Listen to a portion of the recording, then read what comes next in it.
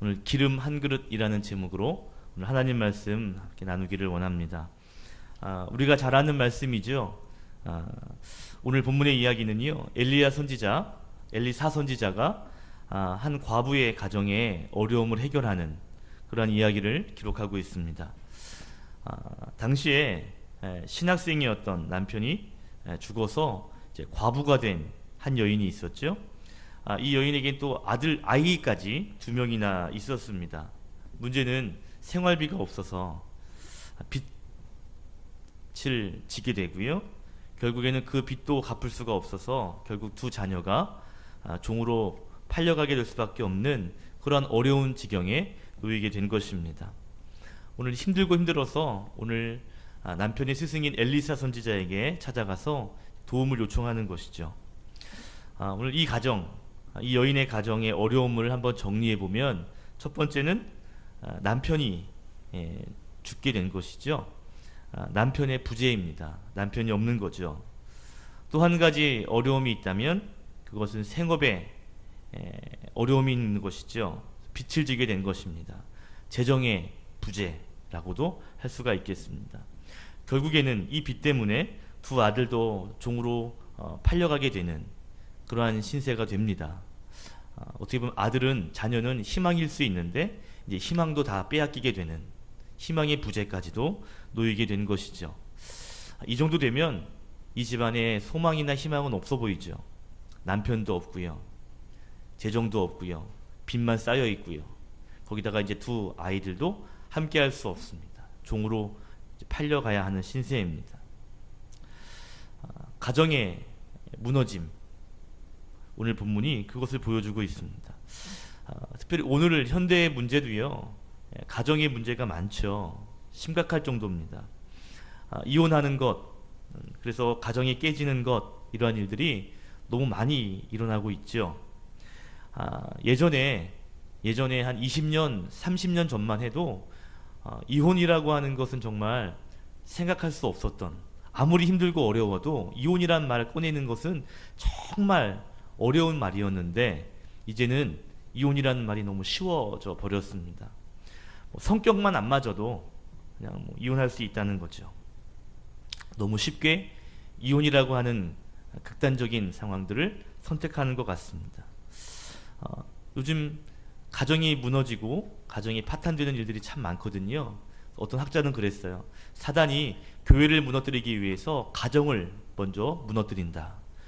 여러분, 가정이 무너지면 그 가정이 무너진 삶 가운데 교회도 당연히 무너질 수 있다는 것이죠. 일리가 있다 생각합니다. 가정을 무너뜨리면, 가장을 무너뜨리고 어머니를 무너뜨리면 자녀는 당연히 무너질 수밖에 없습니다. 오늘 우리 가정을 위해서 오늘 좀 뜨겁게 기도하는 시간이 되었으면 좋겠습니다. 하나님, 우리 가정에 기적과 회복을 주시옵소서. 우리의 문제 아시죠? 우리의 가정의 문제를 해결해 주십시오 라고 오늘 뜨겁게 기도하는 기도의 시간이 되었으면 좋겠습니다. 오늘 성경에서 엘리사를 하나님의 사람이라고 표현해요. 하나님의 사람 엘리사가 그 여인에게 말하죠. 2절에 보십시오. 내가 너를 위하여 어떻게 하랴? 내 집에 있는 것이 무엇이냐? 라고 묻습니다. 여인이 대답하죠. 집에 기름 한 그릇 외에는 아무것도 없습니다. 기름이 들어있는 작은 그릇 하나, 그거 외에는 정말 아무것도 없습니다 라고 말합니다. 아마도 돈이 될 만한 것들은 죄다 다 팔았던 것 같아요. 엘리사가 다시 말하죠. 4절과 5절에 보니까 그러면 너희 나가서 이웃들에게 그릇을 좀 빌려오너라. 빈 그릇을 좀 빌려와라. 그리고 좀 남은 그 기름을 그 빈 그릇에 채우라 라고 이야기하죠. 여인이 순종하죠.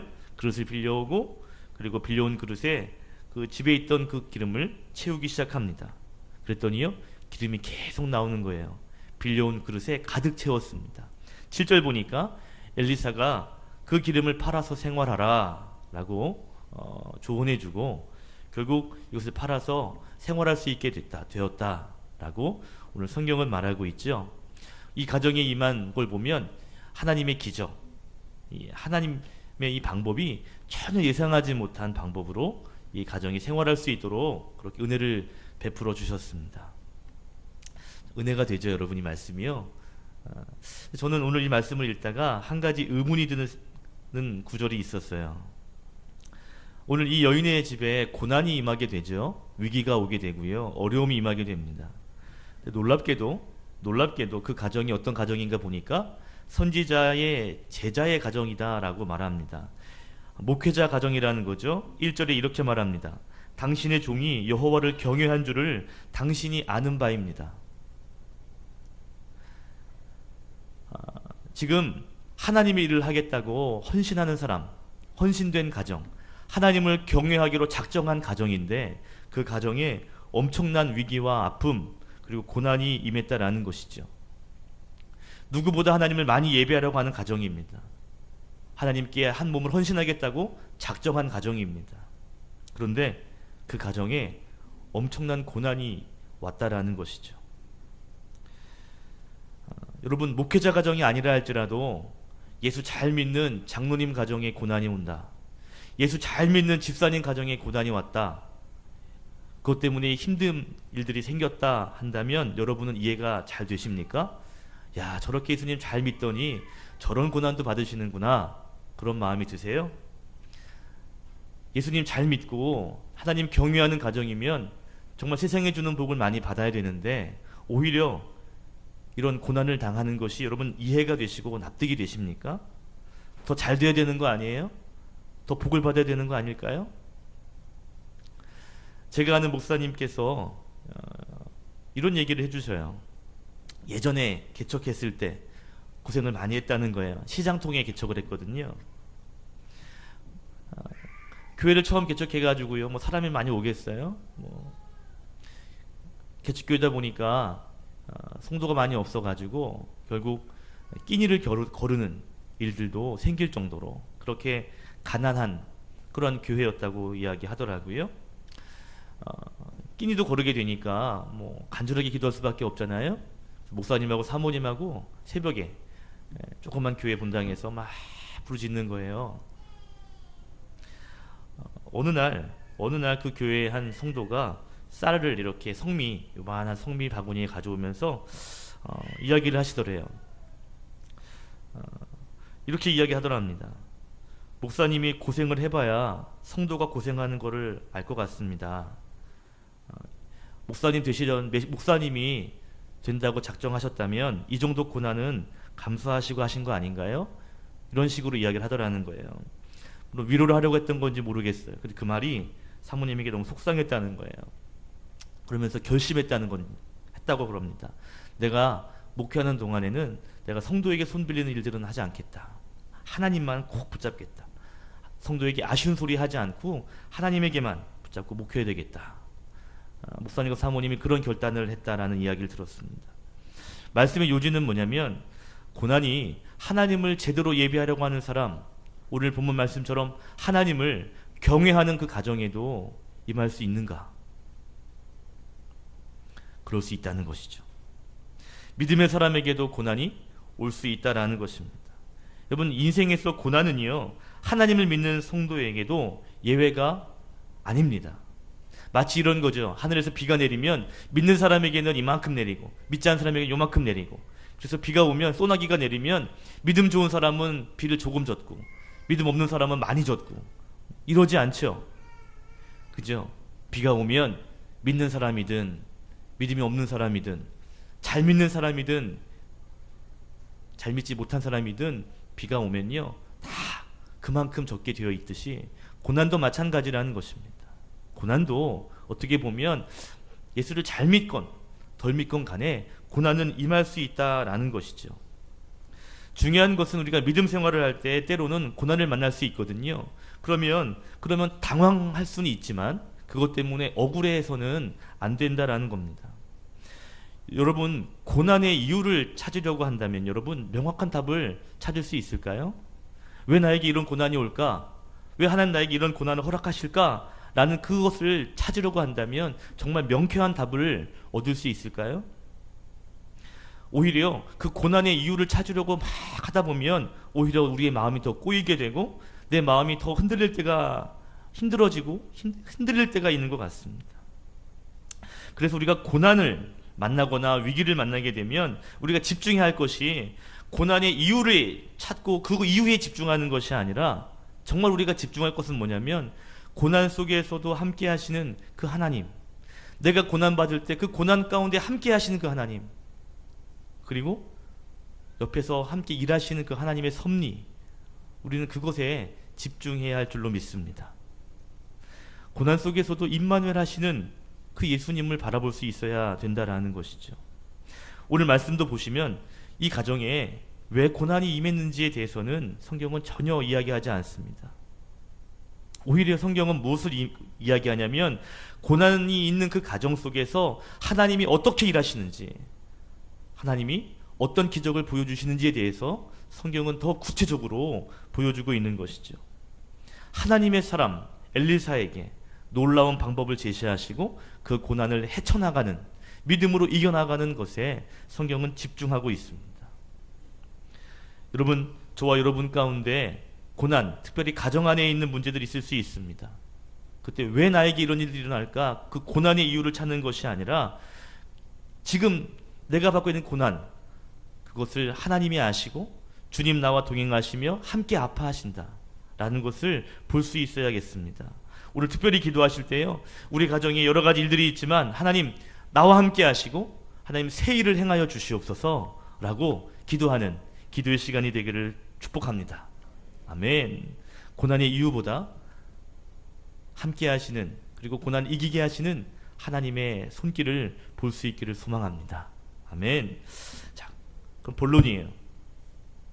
하나님은요, 고난 당하고 있는 이 믿음의 가정, 이 여인의 가정에 어떤 이렇게 일을 하시는가, 어떻게 일하시는가, 오늘 이것을 좀 우리가 살펴보려고 합니다. 자, 2절 말씀 한번 같이 읽겠습니다. 2절 시작.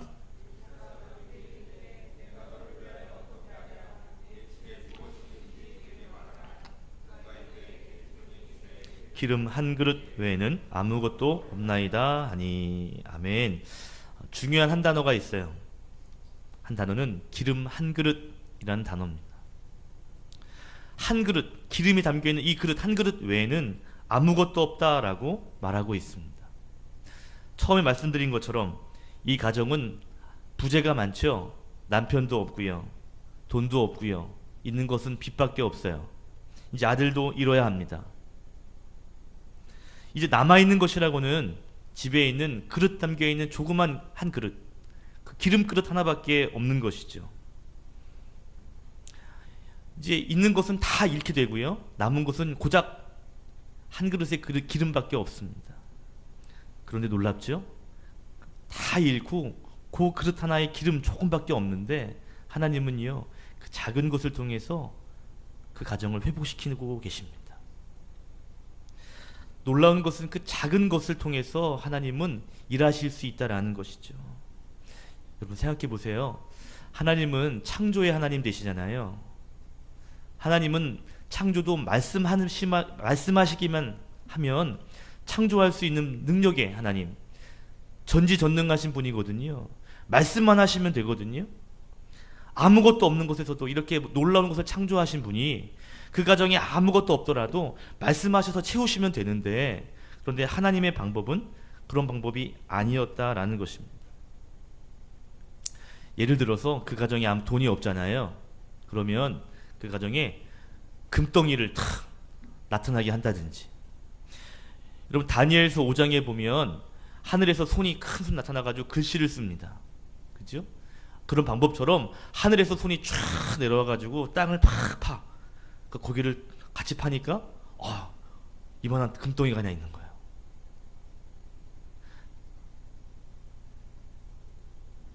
여러분 열왕기 우리가 하 4장을 읽었는데 그 다음 장이 열왕기 5장이죠. 나아만 장군 이야기가 나옵니다.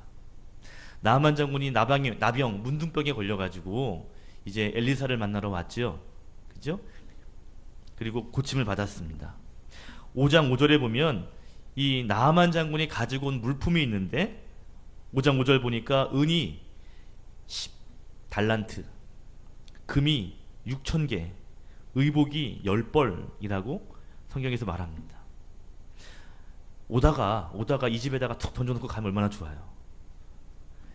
은이랑 금이랑 옷이랑 가는 길에 감동이 와가지고 야, 이 집 불쌍한가 보다 좀 주고 가자 하면 얼마나 좋겠냐고요. 하나님은 그런 일들도 하실 수 있을 거 아닙니까? 그것만 주셔도 이 가정이 한평생 넉넉하게 살 수 있거든요. 외부에서 좋은 것 뚝딱 가져다가 채우실 수 있는 하나님이신데, 근데 오히려 그 부족한 가운데 있는 그 작은 것을 통해서 하나님은 일하신다라는 것입니다.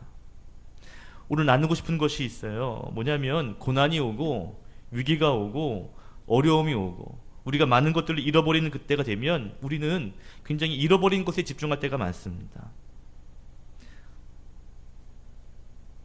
중요한 것은요, 내가 잃어버린 것에 집중하기보다는 아직도 내가 가지고 있는 것이 무엇인가에 집중할 수 있어야겠어요. 왜냐하면 하나님께서는 때론 일하실 때 내가 가지고 있는 것을 통해서 놀라운 일을 행하실 수 있기 때문에 그렇습니다. 하나님, 이런 일들이 이렇게 오기를 바라고 이런 일들이 이렇게 임하기를 원합니다. 물론 하나님 그렇게 하실 수 있죠. 그런데 하나님은 내가 가지고 있는 이 작은 것을 통해서도 충분히 놀라운 일들을 이루실 수 있는 분이 우리 하나님이라 말씀드리고 있는 겁니다. 없을 때는요, 저거 좀 주웠으면 좋겠고 이것 좀 갖고 왔으면 좋겠고 막 그럴 때가 많죠. 왜 이렇게 남에게 커 보이는지 모르겠어요. 어떤 분이 그래요. 옛날에 밥을 먹으려고 이렇게 밥을 끓였는데 옆그릇이 커 보이더래요. 그래가지고 바꿨다는 거 아니에요? 그걸 먹으려고 보니까 더 크더래요. 내게 아니면 더 커 보이고 좋아 보이고. 2주 전에 금요일 날 오병이어에 대한 말씀을 전했던 기억이 납니다. 빈들이었습니다. 아무것도 없었죠? 그때 가지고 있는 것 오병이어. 오병, 보리떡 5개, 물고기 2마리였어요. 그것을 가지고 남자만 5,000명이 먹고 12바구니가 남았더라 그랬습니다. 오병이어는 숫자적으로도 봐도 굉장히 작은 것이지만 그러나 품질로 볼 때에도 굉장히 형편없는 것이었다라고 말씀을 드렸죠. 이 보리떡이라고 우리가 알고 있지만 사실 이 떡은요 굉장히 수준 낮은 떡이라 그랬습니다. 옛날에 어른들, 우리 지금은 아니지만 옛날에 먹을 게 없어서 개떡이라고 그랬잖아요. 개떡. 지금은 되게 맛있죠. 옛날에 없어서 개떡 했던 싸구려, 가장 볼품없는 떡. 오병이어의 이 2마리 물고기는요 너무 작아서 시장에 내다 팔 수 없는 그러한 형편없는 것이었다 그랬습니다. 그런데 이렇게 형편없고 가치 없는 것을 통해서 하나님은 놀라운 기적을 일으키셨다라고 말씀을 드렸어요. 오늘 이 가정도 마찬가지입니다. 다 이렇습니다. 남아있는 것은 정말 작은 그릇 하나밖에 없어요. 그런데 그 작은 것을 통해서 하나님은요 기가 막히게 일하십니다. 여러분, 고난 가운데 내가 지금 무엇을 가지고 있는가, 하나님 나에게 지금 무엇을 주고 계시는가를 볼 수 있는 믿음이 저와 여러분에게 있었으면 좋겠습니다. 그리고 그것을 통해서 하나님 일하여 주십시오라고 우리가 기도할 수 있어야 되겠습니다. 하나님은 이렇게도 일하신다는 것을 기억해야 합니다. 우리의 가정에, 여러분의 가정에 어떠한 문제가 있는지, 어떠한 부족이 있는지 다 알 수 없지만 그런데 하나님의 일하심으로 말미암아 해결되는 역사가 있게 해주십시오. 오늘 이 밤에 간절히 기도하는 기도의 시간이 되었으면 좋겠습니다.